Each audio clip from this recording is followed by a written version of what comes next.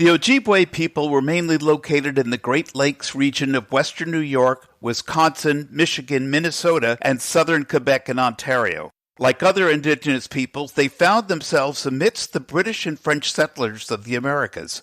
Over the decades and centuries since that time, they took to speaking the new pervasive languages, and their language found itself becoming less and less common. Now, younger Ojibwe, like so many other indigenous people, are trying to reclaim their heritage. One of those is John-Paul Chalykoff. The language as a whole is Ojibwe is one of the safer languages. There's a quote from Stats Canada that was often cited. There are 3 languages that Canada that have a good chance of continuing on for a number of generations, and that's Cree, Inuktitut, and Ojibwe. He's here to talk about speaking indigenously. I'm Steve Fisher, and this is Lifeslices. Okay, let's start with a question that I hope is easy for you to answer. Introduce us, if you will, to John-Paul Chalykoff. So my name's John-Paul Chalykoff. I'm born and raised in northern Ontario in Canada off the northeast shore of Lake Superior. I was born in a small town called Wawa, and then I'm a member of Michipican First Nation. That's a little Ojibwe community on northeast coast of Lake Superior, about 20 minutes from Wawa. I currently reside in Sault Ste. Marie, Ontario. It's a border town, Sault, Ontario, and Sault, Michigan. So right at Canada-U.S. border, where I teach at Algoma University, where I'm in the Department of Modern Languages, teaching Anishinaabe Studies and Anishinaabe-Moan, which is the language, and also teaching at the partner institute, Shingwakinoma-Gigamig, which is our Indigenous education institution here. You are busy all over the place. It's amazing I got you here today. I want to know, to start, what is politically correct these days? Is it politically correct to say Indigenous or Native American or First Nation in Canada? Yeah, so that's a good question. Whenever I do my intro to Indigenous studies kind of classes, I'll usually do my first lecture based on all the terminologies, because there are about a dozen terms, and which ones do you use? So I usually explain Indigenous is used for like the larger umbrella, like it could kind of connect you to kind of like the global scale of Indigenous issues, and that's kind of the more global term, that umbrella that connects a lot of us. Then you could kind of narrow it in a bit, right, and be like Indigenous peoples of North America and those kinds of things. Like Canada has recently shifted. It went from, they were using Aboriginal at the government level about a decade ago, and officially it's Indigenous. And then we have 3 groups that fall under Indigenous in Canada, so the First Nations, Métis, and Inuit. And then on the state side, there's still, I don't think it's as unanimous as to which terms they use. So I think Indigenous is more like the academic term within universities and that, and Native American and American Indian are still often used at community levels. So there's different comfort levels with when to use Indian and who's saying it and those kinds of things too. So Canada shifted away from using Indian back in the 80s, but some communities in the stateside are still comfortable using it. So a lot of it comes down to who you're working with and who you're speaking with. And I often say it's a good thing to ask who you're talking to, because I use Indigenous, and then also specifically if you know the specific nation that you're working with, those are good to use too, Anishinaabe or Ojibwe and those kinds of things. Is there an app to keep it straight so you can just kind of aim your phone at somebody and know what to call them? Not that I know of, but that I think would be a helpful one. There you go. Go work on that. I guess, I don't know. I get very confused. What does it mean to be Ojibwe Anishinaabe? I guess a lot of it's connected to language, land, and culture and territory. So Ojibwe, yeah, I haven't thought of it that way, but I guess for me, it connects to your language and your history and your culture and your ties. So one of those things, specifically language, a lot of communities are struggling with language, and it's kind of often the missing piece of, just because once it kind of got cut off from our families, it's a very difficult language to acquire as a second language. It's very complex grammatically. I've never seen it myself, but we're often told in a lot of our language classes that it was in the Guinness Book of World Records twice for being one of the most difficult languages in the world. And wonderful. One of these days I want to actually flip through some of those and find those quotes there. But I believe it just because of how sometimes there might be assumptions that Indigenous languages are easy languages, but they're very complex, nuanced. They're called a lot of them are referred to as polysynthetic. They're built of these little morphemes and roots that you kind of connect and make bigger words, similar to the way that Latin and Greek kind of work there. That's the language for me. A lot of it's connected to language, history, and culture, and connections, and your family ties, and those kinds of things. I guess one way to talk about being Ojibwe and Anishinaabe, but there's many ways to think about that. Yeah. Did you grow up speaking the language, or is it something you had to learn later in life? I had to learn it later in life. So my grandmother was the last one raised in a fluent environment. She lost the language. It's a little bit complex. She was raised by her grandmother, and her grandmother raised her until her grandmother passed when my grandmother was about 5 years old. And so she was raised those first 5 years of her life being spoken to in Ojibwe. But after her grandmother's passing, the language was no longer really spoken to her, and she lost her fluency over time. And a lot of historical reasons why family members and community members stopped speaking, hoping their children wouldn't be punished or held back for speaking their languages. But in the late 90s, where my mother kind of got the language bug to really want to learn it, and kind of served as an inspiration for myself there. I was exposed community classes and events where I'd hear it growing up as my mother tried learning, and then I really started trying to get to another level with it when I started university, and been learning ever since. And it's one of those things that most people, once you start it, I think you realize pretty quickly if you're planning to stay in it, it's going to be a lifelong journey of learning there. You'll never hit the point where you're like, oh, I've learned it all, because that day will never come. It's amazing to me how many people of particular origins can't speak their native languages. I mean, This is a common thing. Your webpage says you're an expert in Anishinaabe studies, Indigenous studies, Anishinaabe Ojibwe, language, music, puppetry. Where did the music and puppetry come from? I guess I still don't like using terms like expert and those kind of things, but sometimes they get thrown at us. But that one's a kind of a fun one. The further I was getting into my academics, and after I graduated from my undergrad, and then I went to teachers college and then my master's, the higher up I was going, the harder it was. I was finding to make time for music. And then once I was getting deeper into my academics, I was having harder time getting into practicing and working on language as well. And before I knew it, 2 years went by where I barely picked up the guitar and barely practiced speaking. And then it was during my master's where I was taking a holistic and contemplative education course, where essentially I had a month to think about what's important to us in education, and what's something that's significant to us. And that's where I was I want to maintain language, I want to maintain music, and I want to maintain education in my life. And so I've tried over the years to weave all those together by writing new and original Ojibwe, sometimes children's songs, but I like to think of them more as all ages kind of songs that they could be enjoyed by little kids or elders alike. I try not to make the kind of songs where parents are like, oh, I don't want to hear that one again. Yeah. Yeah, what does Baby Shark sound like in Ojibwe? Yeah, that's where I'm trying to avoid those kinds of little songs. That is there any such category as indigenous rock? Actually, there is a category of indigenous metal, and a lot of it sometimes it's sung in their indigenous languages, and sometimes it contains traditional chants woven with the heavy guitars, or some traditional instruments are woven in. So I know there's definitely a genre of metal referred to as indigenous metal, and then there probably I haven't heard a mention for indigenous rock, but I definitely lean more towards rock kind of I throw in guitars, electric guitars into some of my songs and things like that. According to my research, there are 574 government-recognized indigenous tribes in the U.S. and more than 630 in Canada. How many unrecognized tribes are there and why? What does it take to be a recognized tribe?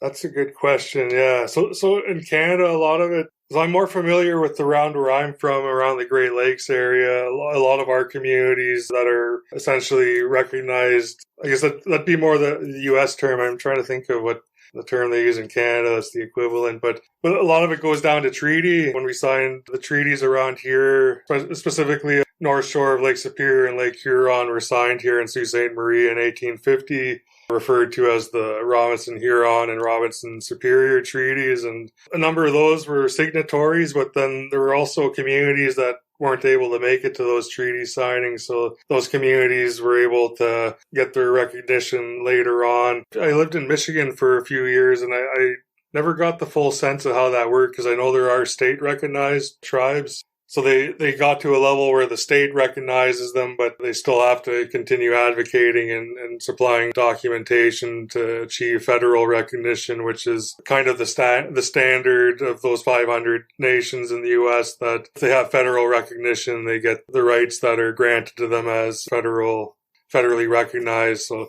I don't have to answer those ones, but that was my understanding kind of how it worked on the U.S. side. And makes me want to look a little bit deeper into how that works on the Canadian side too, because I haven't thought of that one in a while. Yeah. I live in a little town in Washington State that's owned by a tribe. It's the Jamestown Sklallam tribe, and they seem to own everything here. They're a very wealthy tribe. Why is there such a disparity economically amongst the different tribes? You have tribes like Jamestown, which is, from my understanding, a very well-to-do tribe, and then you have impoverished tribes where people are barely surviving. That's a good question. Yeah, that one. I know there's a lot of internal debate in communities around, especially with casinos and things like that. Sometimes those are tough questions, like when you have a community that's doing well and then the neighboring one's impoverished, and how that can be. And so a lot of it comes down to the sovereignty of each nation deciding how they choose to govern themselves, and they have their sovereign right of how they choose to do so. Some have opened casinos and that's been working for them, and then some have found other initiatives and ways of economics. And like in Canada, some communities that are in the oil fields have impact benefit agreements and those kinds of things. And then ones closer to mining companies, sometimes there's wealth generation that way. There's not as many casinos on the Canadian side. In Ontario, there's a handful of them, and one of them, they have to share the wealth with all the profits from the casino with all the other First Nations communities in Ontario, while the other one is able to keep it within their community. So a lot of it kind of depends on the agreements that were made at the time, and how the sovereign nations decide to govern themselves. A lot of it comes down to individual governance choices and how they choose to govern themselves and that. And then nobody chooses to be living in poverty and that. So that's the kind of a social issue that everyone's trying to figure out how to better ourselves and figure those kinds of things out. With all those different tribes, to what degree are the cultures of the different tribes in sync? What are some similarities amongst indigenous tribes? And so I just attended a conference in Edmonton, Alberta last weekend called the Algonquian Conference. It was its 55th iteration of the conference. So Algonquian encapsulates a large group of related communities that share a mother language. So in my classes, I usually compare that to the Romance languages, right? They descend from Latin. You have your French, Italian, Spanish, Portuguese, Romanian, and they're all connected and traced back.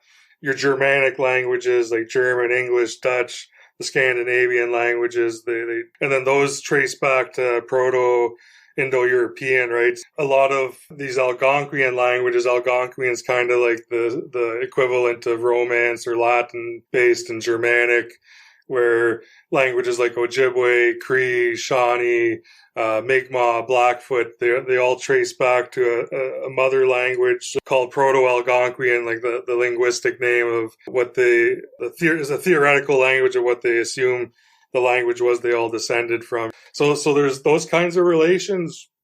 And then there's numbers of completely distinct language families. So those are the Algonquian families. There's the Iroquoian, which contains like Haudenosaunee languages like Mohawk, Oneida, Cayuga, Seneca. Cherokee falls under there as well.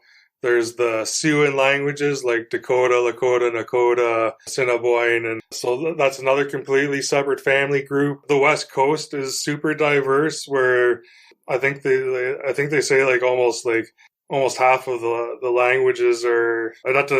Don't quote me on that, but a large proportion of the distinct languages and language families are along the West Coast, from California all the way up to British Columbia, and that a lot of them are smaller languages that are completely distinct from each other, which is part of the challenge with a lot of the language preservation, is like how different, since those languages aren't often related, so it makes it trickier to do that. But oftentimes they're able to find ways to connect and share like strategies, because even though the languages are different, the strategies that work will often carry over to other communities. So there's national organizations that try to advocate for a countrywide scale, which has its challenges, as you could because not everywhere has the same views on how to achieve their goals, and the goals are different parts of territories and those kinds of things. So yeah, so there's very distinct differences, but there's also just the history of colonization that we've all experienced, and like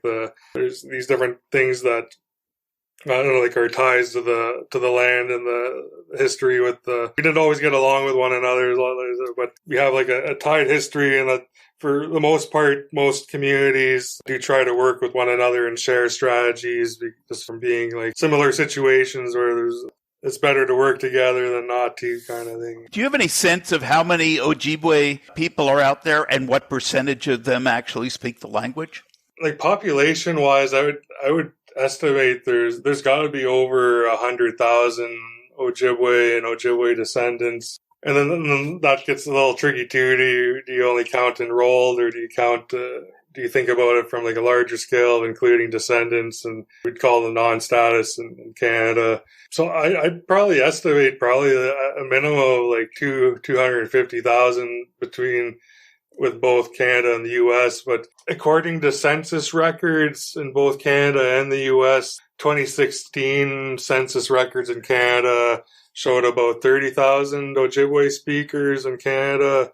And then U.S. census records only go back to 2010. Hopefully new stats come out soon, but they listed about 8,000 speakers from the 2010 census records. But some of the language activists on the ground, like in Minnesota, and that estimate is probably closer to 1,000 speakers than that 8,000 number. So between the two, it's probably roughly around 30,000 speakers, and then everyone will probably define what makes someone a speaker a little bit differently as well, their level of fluency and that kind of thing. I know that part of your mission, personal mission or professional mission, is to keep the language alive. In what ways are you doing that? What does it take to keep a language alive? My community, Michipicoten, it's a small community. We have a very few speakers left from the region. One of the elders I was hoping to start working with a little bit more just passed away Monday morning. So a lot of it kind of one of those reminders of need to keep working on it while I have the time to. But language, like I was talking with someone about this a few days ago, where the language as a whole Ojibwe is one of the safer languages. There's a quote from Stats Canada that was often cited. There are 3 languages that Canada that have a good chance of continuing on for a number of generations, and that's Cree, Inuktitut, and Ojibwe.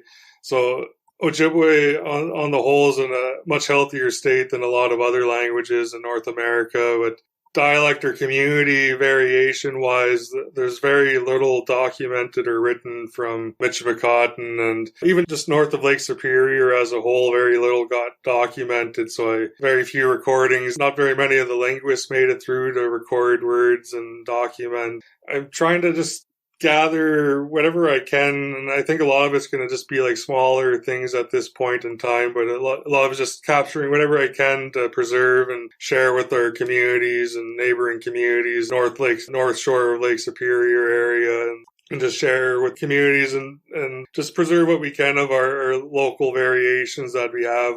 And like a lot of that kind of comes down to like where people usually come from on how they talk, right? Like you can tell if someone's from New York or New Jersey or the southern states, and like based on how they pronounce or the vocabulary they use. So that's kind of like what we have in our communities too, like the local variations or local slang or local pronunciations or local vocabulary. And so that's kind of what I'm trying to gather, as much of that. And like one of the kind of treasures I got this summer was working with two elders in their 80s in Michipicoten, and while we were talking, they remembered this song from their youth about this big bearded man that's coming their way with dumplings and those kinds of things. And like, it almost sounds like it was going to a fiddle tune almost. It would have probably been like a kind of modern, probably the mid 1900s kind of time. Eh? So just kind of really cute to hear that. Would have never heard that had I not. I thought you were going to tell us about a Native American Santa Claus. Yeah,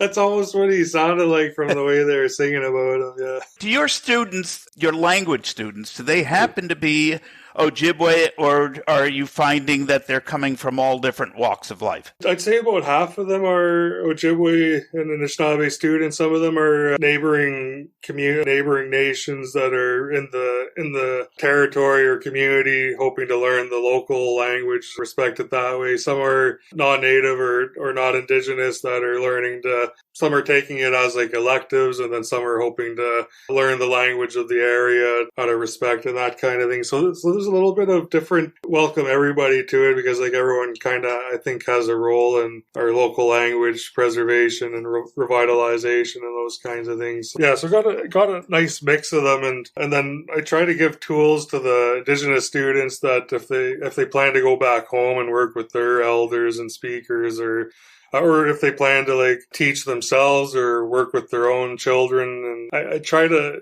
give some tools to help them with whatever their goals are.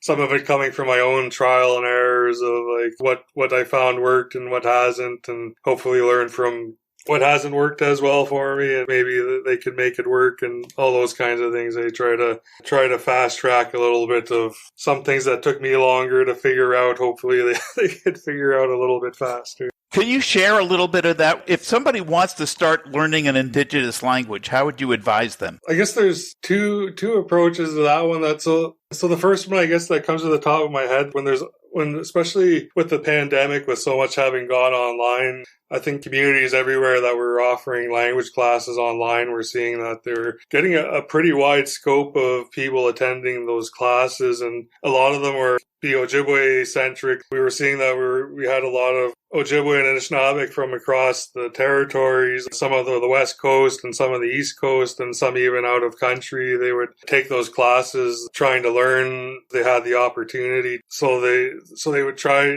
just because if they're out of the nation territories, like they're then trying to learn it out. So sometimes a lot of them struggle to figure out how to learn the heritage language well outside of our boundaries, kind of things.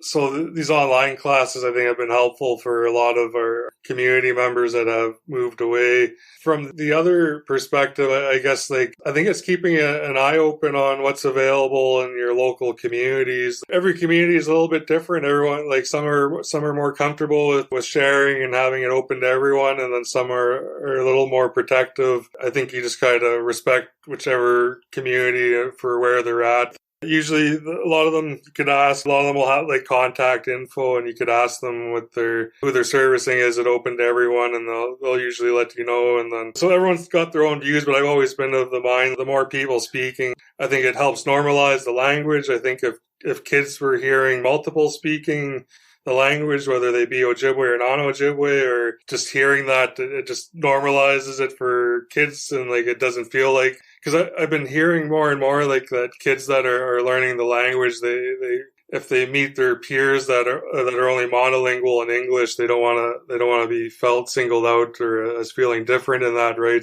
I always just think the more that we have speaking, the more that, even if you only know a dozen words, but if you share those and like we help normalize our languages and our territories, I think like it just makes it easier. And I just think it's like a healthy relationship building. And like in the past, like this language would have been openly shared or spoken. That's some of where I kind of lean towards. Is there any such thing as a website like a Babel for Indigenous languages? Mille Lacs, Ojibwe in Minnesota recently developed a Rosetta Stone in Ojibwe, and it's very professional quality. I was super impressed when I seen it, like high grade videos top notch quality, a lot of video samples of language being spoken. The lessons are categorized very professionally, and it's super well done. So like that's probably been the closest to that, has been the Ojibwe Rosetta Stone developed in Mille Lacs, Minnesota.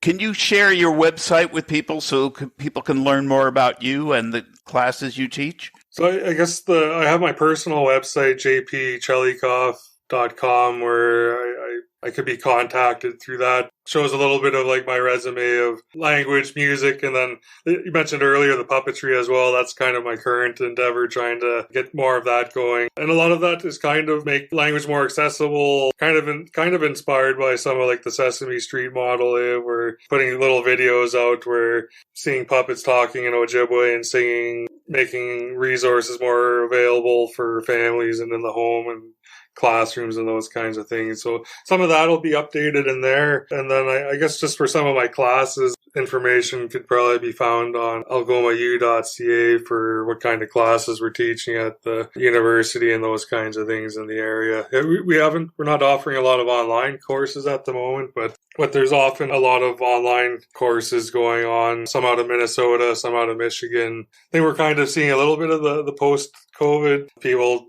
taking a break from online things a little bit there. I think we'll see a kind of balance out in a bit where like more online offerings will be made available again and that kind of thing too. Is there any question you would like to answer that I haven't asked? I guess just to build off of the puppetry one a little bit there, because the puppetry was kind of born out of the music. They were realizing that a lot of this current generation, they like visuals when they hear their music, like with YouTube and that kind of thing. And I didn't want to have to be on camera all the time. So during the pandemic, when Disney Plus put the Muppets on it, or watching the Muppets, and then all of a sudden I was like, oh, why can't I do puppets and those kinds of things? So I've been slowly building and learning the skill. It's a pretty technical, and like I'm trying to attain a quality that I'm happy with. So a lot of it's helped playing guitar,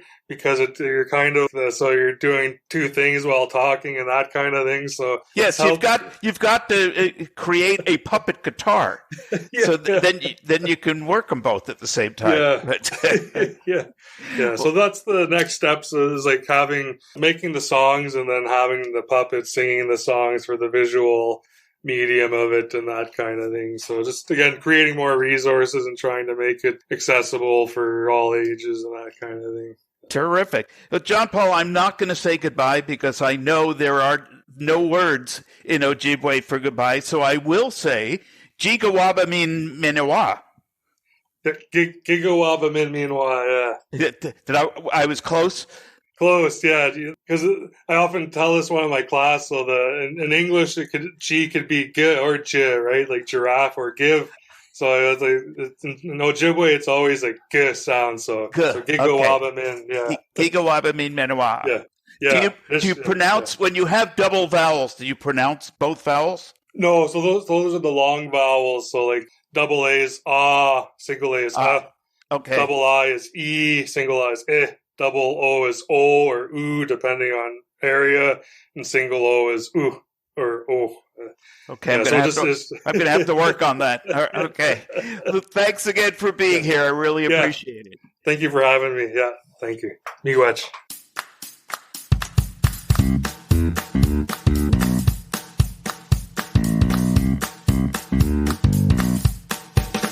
My thanks to John-Paul Chalykoff for sharing his heritage and work with Lifeslices. Speaking the native tongue of wherever you're from is a gift. Like many of us who hail from other backgrounds, it's one we should cherish. Don't lose what your family history has given you. Besides, you never know when those long-lost cousins might just show up at your door, and it would help to be able to communicate with them.